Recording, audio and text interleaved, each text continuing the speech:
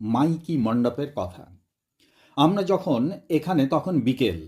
মা নর্মদার বিবাহ স্থির। বিয়ে হবে ব্রহ্মার মানসপুত্র সোনভদ্রের সাথে। বিয়ের জন্য মা নর্মদা সুসজ্জিতা হয়ে আছেন।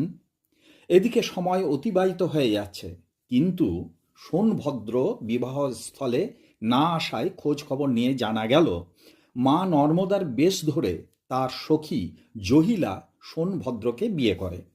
সোননদ জহিলাকে মা নর্মদা ভেবে বিয়ে করলেন। মা নর্মদা থেকে গেলেন চিরকুমারী।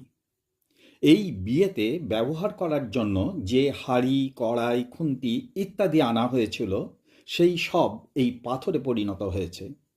মন্দির লাগোয়া রয়েছে মায়ের সাধনস্থল মাইকি গুফা। এখানে সকলের বিশ্বাস আজও মা নিয়মিত আসেন। তো প্রতিদিন সন্ধ্যা প্রদীপ দেওয়া হয় এখানে।